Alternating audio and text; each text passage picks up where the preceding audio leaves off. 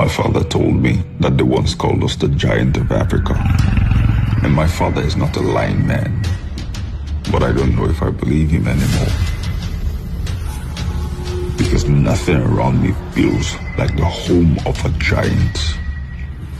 Ever increasing electricity tariffs, yet we generate our own power. We pay for roadworthiness on roads that are not worthy of our cars. We have a land blessed with so many natural resources, yet we import everything, even to speak. So many graduates, but no jobs. Our children will risk dying in the desert far away from home in search of greener pastures, because anything is better than staying at home and facing the hardship and insecurity that has become our existence. The Nigerian problem is the economy. Because people don't have means of livelihood, you push them into criminality. But I hear the sound of hope in the horizon, because Nigeria is in labor, and this is the hour to band together from the north, east, south, and west, and push for the rebirth of the giant of Africa. Vote Peter Obi for president.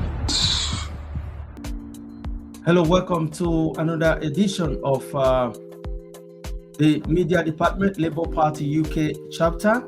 My humble self, Wilfred Adams. I'm here, and I've got another big shot joining us on the studio. We've got the Vice Chairman of Labour Party UK chapter, Mr. Casimir. Can we meet you? Can you, for those that are watching out there, can you tell them who you are? Thank you very much, moderator. My name is Casimir Biriyok. I am the Vice Chairman of UK Labour Party. And my main area of operation is to make sure that there's real change in Nigeria. And I sincerely believe that the only person who can bring that change is Peter Obi. Thank you. Wow, fantastic. I like the way you're very straight to the point, and I love that. Like they always say, you know, they said we are somewhere in the room tweeting, but what they don't know is that they never knew about technology. You can tweet in your room and everywhere it goes viral. They never knew about that. So that is catching on them right now to speak, and that's why they wanted to ban the social media and everything. But it's going viral, and Peter Obi is everywhere. You know, moving, his energy is amazing. So for those that are watching right now across Nigeria, across the world, what message do you have to tell them, especially the voters that have collected their PVC and those that are still collecting their PVC? How do you send that message to them to convince them that the rebirth of a new Nigeria is possible? Mr. Casimir. Well, that's a very exciting and interesting question. Nigeria belongs to all of us. But for whatever reason, we've allowed a group of people to basically corner the Commonwealth. Let's ask a simple question. Why is it that Nigeria has been importing petrol for the past 23 years? What that means is that we're basically exporting unemployment, exporting crude oil to another part of the world, and then importing petrol. Meanwhile, leaving all the derivatives that come from petrol in that part of the world. And in the process, making billionaires at home. And the masses are actually buying petrol now in 100. I mean, that cannot be right. I find it extraordinary that somebody can sit down, call himself a leader of a nation, call himself a political player, and meanwhile, his business seems to be basically cornering the Commonwealth. That is in terms of the petrol. I think it is criminal that for the past 23 years, we cannot refine our own petrol. We cannot basically create more refineries to create more jobs. And I sincerely believe that this is something that the people that want to come back to power, who have been in power in the 23 years, should never be given the opportunity to do that. This is fundamentally wrong. Another aspect of it is education. You should really vote these people out for a simple reason that education is where we have a situation where people go into education, a course that will last them 3 years. they end up spending 4 to 5 years in that same institution. The question is why? Because the people who are supposed to be in charge of us are basically sending their children to go to Europe, America, and USA. And then the so-called middle class apparently are able to send their children to, say, Ukraine, Ghana, and the rest. And then the poor masses are left in Nigeria, and they can spend 3 or 4 or 5 years just to finish a course. That is fundamentally flawed. We should never allow these people again to continue doing what they've been doing. When you look at health again, that's another area again that really we need to sit down and look at it very well. Why is it that the rich are basically attending hospitals in London, Germany, USA, and France? The tiny middle class are going to India and South Africa. The poor masses of Nigeria are left. In fact, I've been told, you even get into a hospital now, you have to buy your own card, you buy your own syringes, you buy your own everything. And there's a budget for this every year. This can never be right. I sincerely feel that those that have been in charge of our resources for the past 23 years should never be given the opportunity to go back.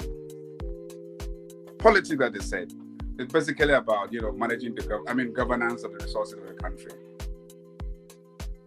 The political system in Nigeria was copied from America. See what they did. America is bigger than UK. America is bigger than Nigeria in terms of population, in terms of land. But each state in America have got 2 senators. But when they came to Nigeria, each state have got 3 senators. What that means is that we have a gang of people who basically sit down and decide to divide the Commonwealth within themselves. Politics is the only place in Nigeria where you go in as a poor man and end up as a millionaire. But meanwhile, the poor masses have been left with nothing. How is it possible that you could spend just 4 years or maximum 8 years as a governor in Nigeria?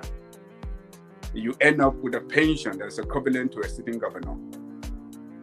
In some places, you are entitled for a multi-million house in your state and another multi-million house in the federal capital. Your pension is the equivalent of the sitting governor's salary. Meanwhile, a guy who has worked in the civil service for 35 years has issued even collecting his pension.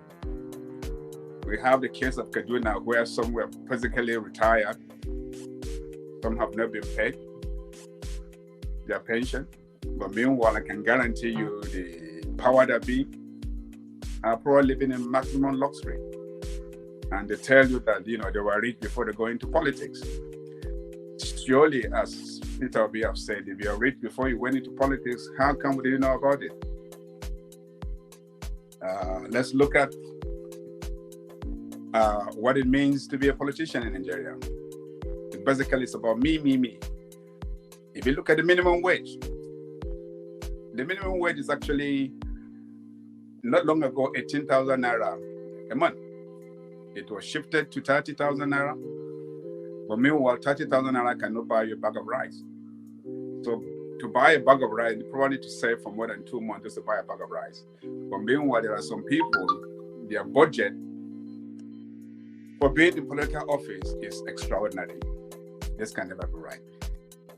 Therefore, you, as the employer of the politician, you really need to sit up and basically take power back and give it to the person who you think really can make a difference.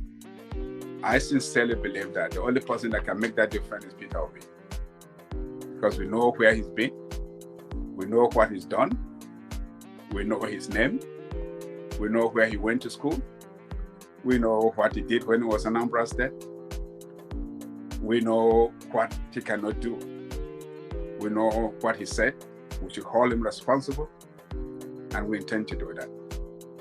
We should never, never allow the class of people to corner the Commonwealth and make us destitute in our country. How is it possible? We have refugees in our country. How is it possible that we have a government that says they are trying their best when it comes to security? How is it possible that there's no empathy when something happens? We have a case of situation where if there's killing in Southern Kaduna, somebody would tell it is criminal dispute.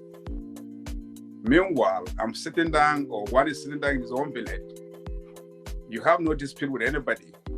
Somebody came in and killed you, and then the government that's supposed to protect you is telling you that it was a criminal dispute. That can never be right. In any dictionary, I am sad that people that are being paid to look after us, people that are drawing salary to look after us, seem to be explaining the situation in terms of criminal dispute or this. People are being killed, for goodness sake. I also find it difficult to believe that we cannot deal with this situation in the 21st century. We have geo-orbit satellites. We have drones. We have what I call human spying. We have telephone tracking. How is it possible somebody can take people away? We know where they were headed. We know how far somebody can trek in a day. We cannot go after them. These people will sit down there. In fact, some of them ask to be fed, and then they'll collect millions, and then basically disappear from the surface of the earth. How is that possible in the 21st century? Nobody has taken responsibility for their inability to deal with that. I had somebody tell me they're trying their best. Their best is not enough. Therefore, you, the voters, the employer of the politician, need to sit up and make a point. Say, look, enough is enough. We can no longer continue like this. There is enough to go around. But some have practically cornered the Commonwealth and become billionaires. Get up your PVC. Vote for the right candidate that has character, that has experience, that has the ability, that has the motivation to do that. And the only person that can do that is Peter Obi. Get up PVC. Get up. Make sure you vote. Tell them that the party is over. Thank you. Thank you very much, VP, the Vice Chairman. I think that was well put together, very articulate and very convincing. I was very touched on talking about, how is that possible? If it's very clear. If one of the sitting governor is saying, you know what, the bandits are doing business. Is one other part that is want to secession of Nigeria.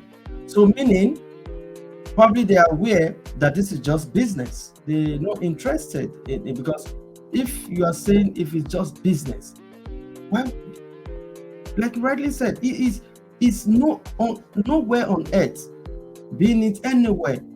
The phone they are using to communicate, the satellite, there's human intelligence. Even there are times the military have come out and say, you know what, we're about to go there. Some soldiers, there's some viral videos that have gone around, but there's order from above to stop. We've heard all sort of things, but let us now change the story. So by God's grace, I know the story will be changed. The only thing we're begging all Nigerians now is to come together, especially the youths. Let's change the history for our dear nation. Thank you very much for coming on the platform. And we also want to, thank all our viewers, those that have been watching us. Please share this, because when they say we tweet in the room, but what they don't know is that these things go viral. And that's why in today's world, you don't play with technology. Thank you, Mr. Casimir, for coming on the program. Thank you. Zimo is my name. I'm the special advisor to the presidential candidate of Labour Party on technology and strategic alliances And the whole essence is to see how we can leverage the power of technology to drive the process of organizing, training, empowering, making sure that everything we need to do before the election, on the election day, and post-election are all completely covered. And I'm happy to be leading the team from the value-driven leadership to Project X and all the strategic alliances that we need to form to ensure that success ultimately is achieved in the coming election. We have him here as the special advisor to Mr. Peter Obi on technology and strategic alliances. Ladies and gentlemen, please welcome Mr. Valentine Ozibo. Thank you.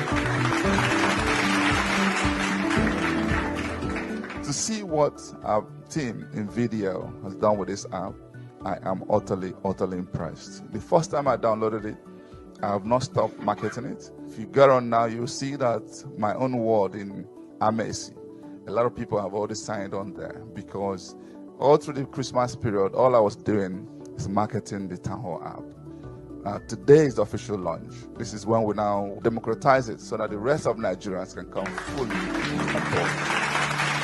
Please, if you are obedient, if you are sympathetic to a better Nigeria, if you want to vote wisely, I beg you, go and download the Town Hall app. With that, we will overcome every negativity, every prediction of doom, every fear of rigging, everything else that people are scared about. Because the man we know is the best will also be the person that will win the election. And the connection will be technology. It's not money. It's not bribing. It's not buying votes. It's not all of those stuff. It's technology. And do so and be part of the success. And God will bless you for it.